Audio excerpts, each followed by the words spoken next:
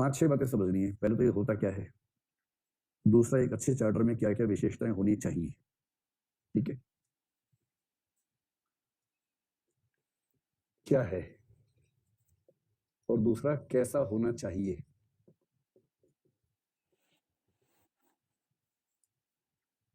पहले यही दोनों बातें पढ़ते हैं, फिर इसका इतिहास पढ़ेंगे, फिर ये कि भारत में सफल हुआ कि नहीं हुआ, फेल हुआ तो क्यों हुआ, और सेकंड एआरसी ने इसके बारे में क्या सुझाव दिए, अंत में उनको नोट करके बात समाप्त कर लेंगे। ठीक है, तो क्या है सिटीजन चार्टर? सबसे पहली बात, एक दस्तावेज है, यानी कि एक डॉक्यूमेंट है। कैसा दस्तावेज? खुफिया दस्तावेज है या पब्लिक में ओपन दस्तावेज है?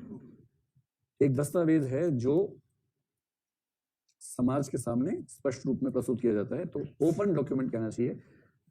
क्या कहें इसके लिए? खुला शब्द अच्छा नहीं लग रहा, सार्वजनिक कह लीजिए। हाँ, सार्वजनिक दस्तावेज है, यानी कोई भी व्यक्ति उस दस्तावेज को देख सकता है। तो सिटीजन चार्टर एक सार्वजनिक दस्तावेज है। उस दस्तावेज में क्या होता है? उस दस्तावेज में कुछ खास बातें होती हैं और उसका पर्पस ये होता है। अगर सबसे पहले बताएं कि उसका उद्देश्य क्या है, तो उसमें 2-3 बातें ध्यान रखनी है। एक ऐसा दस्तावेज होता है जो सरकार में पारदर्शिता, पारदर्शिता यानी ट्रांसपेरेंसी, दूसरा जवाबदेही, और तीसरा सिटीजन फ्रेंडलीशिप या फ्रेंडलीनेस कह लीजिए, नागरिक मित्र या नागरिक मित्रता कह सकते हैं। और चौथा उद्देश्य होता है सेवा प्रदाय की गुणवत्ता या सेवा की गुणवत्ता का सुधार। तो अभी तक जो बात हुई वो ये हुई कि सिटीजन चार्टर एक सार्वजनिक दस्तावेज होता है जिसका उद्देश्य होता है उस कार्यालय में पारदर्शिता, जवाबदेही, नागरिक मित्रता और सेवा की गुणवत्ता का सुधार करना। ठीक, तथा जिसमें संगठन से संबंधित सूचनाएं आदि दी गई होती हैं। ये सूचनाएं क्या होती हैं आगे विस्तार में करेंगे। जब आपको डिफाइन करना शुरू में इतना ही बोलिए, एक ऐसा सार्वजनिक दस्तावेज है जो उस कार्यालय को पारदर्शी, जवाबदेह, नागरिक मित्र व बेहतर सेवा देने वाला बनाने के उद्देश्य से लाया जाता है। उसमें संगठन से जुड़ी प्रमुख सूचनाएं दी जाती हैं। शुरुआत में केवल इतना लिख देंगे तो बात शुरू करने के लिए काफी हो जाएगा। और फिर यदि कोई आपसे पूछे या ना भी पूछे कि उसमें क्या क्या सूचनाएं होती हैं, तो उसी को हम दूसरे हिस्से में ले रहे हैं, कैसा होना चाहिए, यानी उसका कंटेंट क्या होना चाहिए, उसकी विषय वस्तु क्या होनी चाहिए।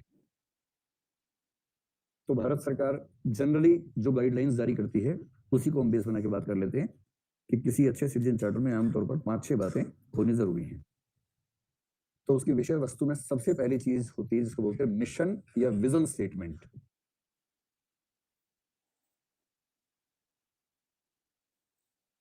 मिशन या विजन स्टेटमेंट, इसका मतलब सबसे ऊपर लिखा होगा कि उस कार्यालय का उद्देश्य क्या है, नजरिया क्या है, दृष्टिकोण क्या है, चाहते क्या है।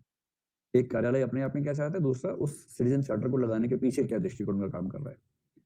जैसे एक आध वाक्य लिखा होता है ना, एक सिटीजन चार्टर की विषय वस्तु क्या हो, तो सबसे पहला उसका हिस्सा है उसमें मिशन स्टेटमेंट या विजन स्टेटमेंट, यानी कि आप क्या कहेंगे उसको, दृष्टिकोण संबंधी कथन कह लीजिए उसको, दृष्टिकोण संबंधी कथन। तो उसमें किस तरह के 1-2 वाक्य होते हैं, जैसे उसमें लिखा होता है कि इस कार्यालय का उद्देश्य है जनता के प्रत्येक व्यक्ति को इस सेवा की उपलब्धता सही तरीके से करवाना। यह सिटीजन चार्टर उसी उद्देश्य से लगाया गया है। ऐसा एक वाक्य जो होगा उसको बोलेंगे मिशन स्टेटमेंट या विजन स्टेटमेंट। इसमें क्या होता है, संस्था की जो वैल्यूज होती हैं या जो ऑब्जेक्टिव्स हैं, उद्देश्य हैं, मूल्य हैं, जो कमिटमेंट की भावना है, मतलब क्या क्या कमिटमेंट्स हैं वो नहीं, कमिटमेंट की भावना, वो सारी चीजें यहाँ पर व्यक्त होना जरूरी है। तो इस पहले इसे बोलेंगे मिशन स्टेटमेंट या विजन स्टेटमेंट। बात स्पष्ट हो गई कैसा होता है? चलो, नंबर 2 में बताना होता है कि कौन कौन सी सर्विसेज इस कार्यालय द्वारा जनता के लिए ऑफर की जाती है। तो सर्विसेज ऑफर्ड, इनकी डिटेल होनी चाहिए, ठीक से होनी चाहिए, इसमें जरा सा भी कोई कंफ्यूजन ना रहे।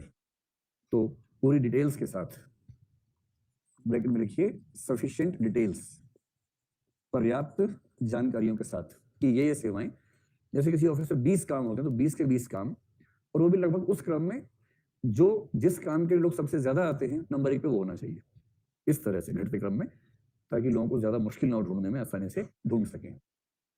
तो दूसरा हो गया सर्विसेज ऑफर्ड। तीसरा होता है कि उसका जो प्रोसीजर है कोई सर्विस अवेल करने का, सेवाएं हासिल करने की प्रक्रिया, procedure of availing services. Avail करना मतलब हासिल करना। तो सेवाएं हासिल करने की प्रक्रिया क्या होगी, और आमतौर पर हर व्यक्ति को दिक्कत प्रक्रियाओं को लेकर ही आती है। तो इन प्रक्रियाओं में क्या क्या होना चाहिए, जैसे सबसे पहले एलिजिबिलिटी, यानी इस सेवा को हासिल करने की पात्रता शर्तें क्या क्या हैं, कौन कर सकता है कौन नहीं कर सकता है। फिर इस सेवा को अगर हासिल करना है तो कौन सा फॉर्म भरना है, कौन से डॉक्यूमेंट्स की जरूरत पड़ेगी। फिर ऑफिस के मान लीजिए 7-8 विंडोज हैं, कौन सी विंडो में जाना है, या कौन सा रूम है जहां पर ये काम होता है। टाइमिंग्स क्या हैं, किस समय से किस समय के बीच पब्लिक डीलिंग्स वहां पर होती हैं, वहां आ सकता है व्यक्ति। ये सारी चीजें अगर क्लियरली लिखी हुई है तो हम कहेंगे कि ठीक सूचना है।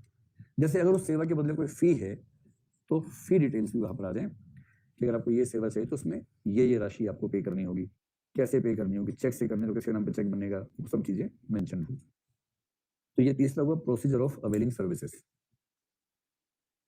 चौथी बात जो लिखी होनी चाहिए वो है कमिटमेंट्स, कि ये ऑफिस क्या क्या प्रतिबद्धताएं व्यक्त करता है।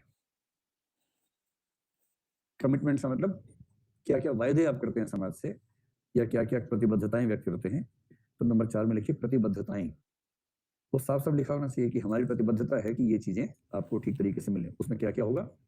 कमिटमेंट आमतौर पर 2 तरह की होती है, एक होती है क्वालिटी के बारे में, क्वालिटी ऑफ प्रोडक्ट या क्वालिटी ऑफ सर्विस, जो भी चीज हो, गुड्स या सर्विसेज।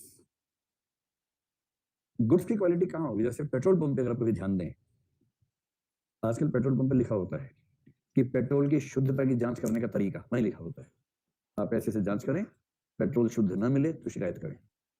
अगर पेट्रोल की शुद्धता की जांच करने का तरीका पेट्रोल पंप पे ही लिखा हुआ है बड़ा बड़ा, इसका मतलब क्या है कि वो सिटीजन चार्टर उसने बता दिया है।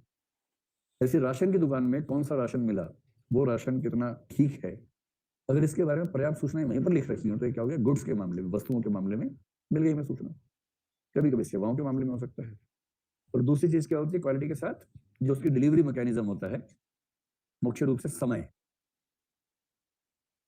समय सीमा, कितने समय के भीतर वो सर्विस आपको उपलब्ध करवा दी जाएगी, इस तरह के जो मसले होंगे।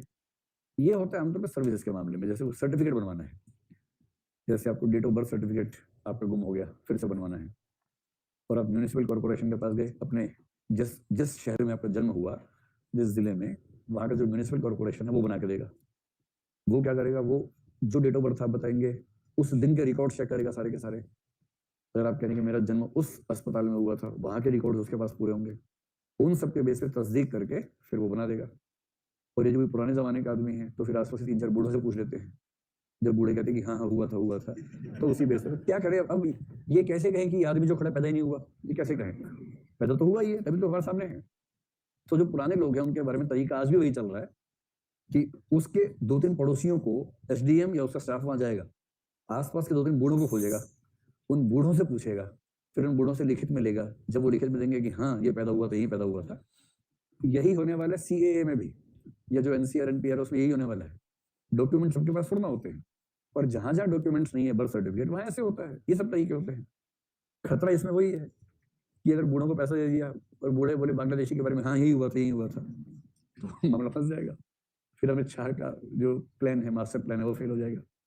ऐसा कोई तरीका मतलब भगवान भी नहीं बना सकता जिस तरीके से एक भी बांग्लादेशी या अवैध अप्रवासी न बचे और एक भी भारतीय न फंसे। ऐसा कोई तरीका नहीं है। आप सावधानियां बढ़ाएंगे तो विदेश वाले फंस जाएंगे, भारत के ही फंस जाएंगे थोड़े से। आप चाहेंगे भारत का एक भी ना फंसे तो वहां के बहुत सारे बच जाएंगे साथ में। तो मतलब गेहूं और घुन का मामला है, तो होना ही होना है, उससे कोई कैसे बचेगा। इसलिए पॉलिसी यही होती है कि अधिकतम रिजल्ट हमें मिल जाए, 100% कैसे मिलेगा। चलिए, तो जो रजिस्ट्रेशन सर्टिफिकेट्स है, मैरिज का है, व्हीकल का है, या डेट ऑफ बर्थ का है, वो सब उसमें टाइम वाला मामला ज्यादा है, या जैसे पासपोर्ट का होता है।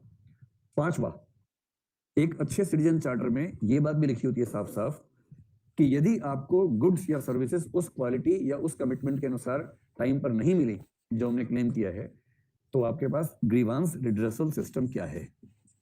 जल्दी से बताओ, इसको हिंदी में क्या बोलेंगे? ठीक ही बोला हुआ आपने, क्या बोला है? शिकायत निवारण व्यवस्था या तंत्र, ग्रीवांस रिड्रेसल सिस्टम। बड़े बड़े शब्दों में लिखा होता है अच्छे ऑफिस के बाहर कि अगर इनमें से कोई सेवा आपको ठीक तरीके से ना मिले तो इसमें लिखते हैं कहाँ शिकायत करें, तो ये लिखा होता है। अच्छा, कई ऑफिस चाहते शिकायत ना ही हो, वो बहुत दूर का एड्रेस बताते हैं कि शिकायत करने के लिए 300 किलोमीटर दूर ये ऑफिस है, वहाँ फोन नहीं है, ईमेल नहीं है, पैदल ही जाना होता है। वहां जाके हमारी शिकायत करके आओ। ऐसे चार्टर से ऐसे चार्टर नहीं हो तो कहाँ शिकायत करें? उस अधिकारी का नाम होता है, उसका पता, पता घर का नहीं ऑफिस का, तो नाम, पता, फोन नंबर। घर तो लोग पहुंच ही जाते हैं, कोई भी अधिकारी हो। आईएएस आईपीएस में तो है कि एक कैंप ऑफिस होता ही है, आपको पता है ना, आपके घर के अंदर ही एक ऑफिस होता है बड़ा सा, एक ही दरवाजे का फेर है, दरवाजे के इधर घर है, दरवाजे के उधर ऑफिस है, वहां जनता दरबार लगता है। तो अब एसपी है जिले का, भाई रात को 3 बजे डकैती हो गई, एसपी साहब सो रहे हैं, सुबह उठेंगे तो बात करेंगे, ये थोड़ा ना होगा। एसपी होने का मतलब है 24/7 नौकरी में, और 24/7 नौकरी का मतलब यही होता है, कोई ऑफिस टाइम नहीं होता आपका। अब रात को 2 बजे संकट आ गया, उठा दिया आपको, उठे हुए हैं 2 से 6 काम कर रहे हैं, फिर सुबह 10 बजे ऑफिस पहुंचना नहीं होता एसपी को। वो एक दिन नहीं पहुंचेगा तब भी कोई दिक्कत नहीं है, वो घर से ऑफिस चला रहा है, कलेक्टर है, घर से ऑफिस चला रहा है, 24 आवर्स उसकी जिम्मेदारी है। ऑफिस में कब जाएगा कब नहीं जाएगा उसकी मर्जी है, आमतौर पर टाइम रहता है ऑफिस का, हमेशा नहीं होता है। लेकिन यहाँ नाम बताएंगे, पता बताएंगे, फोन नंबर बताएंगे और ईमेल आईडी बताएंगे, ये सब चीजें लिखी होती हैं ताकि शिकायत करना एकदम आसान रहे। और अब इसमें क्या जोड़ना चाहिए? व्हाट्सएप नंबर और इंस्टा। इंस्टा में क्या होता है? अकाउंट होता है, हैंडल होता है, क्या होता है? अकाउंट होता है। इंस्टा, इंस्टा अकाउंट जोड़ देना चाहिए। और फरियादी आदमी लुटी पिटी फोटो भेजे उस पे इंस्टा पे, उसके देखो मेरे क्या हाल हो गया तुम्हारे ऑफिस में आके, ऐसा कुछ करके, और वो लाइक कर दे। इसके बाद है कि अगर शिकायत आपने की ऑफिस के प्रमुख को, उसके बाद भी ग्रीवांस का रिड्रेसल नहीं हुआ, शिकायत का समाधान नहीं हुआ, तो बड़ी शिकायत कहां भेज सकते हैं? अंत में सीवीसी का फोन नंबर लिखा होता है ऑफिस में, सीधे सीवीसी, सीवीसी का नाम, पता, फोन नंबर, ईमेल आईडी सब लिखा होता है। अच्छा, भारत के लोग इतने मुर्दादे टाइप के हैं, सब लिखे उसके बाद भी मेल नहीं भेजे। कौन भेजे मेल? जितने मेल भेजेंगे उतने भाई साहब को मैनेज कर लेंगे। आओ भाई साहब साइड में आओ मेरे साथ, जरा साइड में चलो, लो गांधी जी तुम्हारा वेट कर रहे हैं, लो। कहते हैं हाँ यार चिंता क्यों करते हो, काम में पड़ गया। अब ईमेल। अच्छा बात बताओ, भारत में जिन लोगों ने 12वीं पास कर ली है उनमें से कितने प्रतिशत लोग किसी नई सिचुएशन में एप्लीकेशन ड्राफ्ट कर लेते होंगे अपने आप? आप मेरे प्रश्न का मर्म समझ रहे हैं क्या है? जिन लोगों ने भारत में 12वीं क्लास पास कर ली, चाहे आईआईटी से करें चाहे आईटीआई से करें, कहीं से भी करें, है ना? अच्छा, आईआईटी में 12वीं कैसे होगी, है ना? तो किसी शानदार स्कूल से करें, किसी कॉलेज से करें, इंटर कॉलेज से, कहीं से भी करें, ठीक है? आपको बताना है कि भारत में 12वीं क्लास पास कर चुके व्यक्तियों में से कितने प्रतिशत किसी नई सिचुएशन में, जिसका अभ्यास स्कूल में नहीं कर लिया था, जैसे अपने छुट्टी का आवेदन हो तो लिख लेंगे, उन्होंने अपने टाइम पे लिखा था तो बच्चों में लिख लेते हैं वही, कभी कभी नाम अपना लिख के भेज देते हैं बच्चे की जगह, ये गलती होती है। किसी नई सिचुएशन में एक नई एप्लीकेशन ड्राफ्ट करनी है तो बिना किसी गंभीर मिस्टेक के कितने प्रतिशत लोग एप्लीकेशन लिख लेंगे? वो संख्या कितनी होगी? 5 लोगों से पूछते हैं, तुम बताओ भाई कितनी होगी? अच्छा आप बताइए आप। हाँ बोलो, बोलिए। 50? अच्छा 50%। आप बताएं। ये कह रहे हैं 10%। कितने लोगों की राय में संख्या 10 से ज्यादा होगी? 10 से ज्यादा वाले करीब 50 लोग हैं, और कितने लोग मानते हैं कि 10 या 10 से कम होगी? ये संख्या बहुत ज्यादा है। अच्छा अगला सवाल, आप में से ऐसे कितने लोग हैं? बाकी सबका छोड़ो ना, बाकी सबका छोड़ो आप लोग, है ना?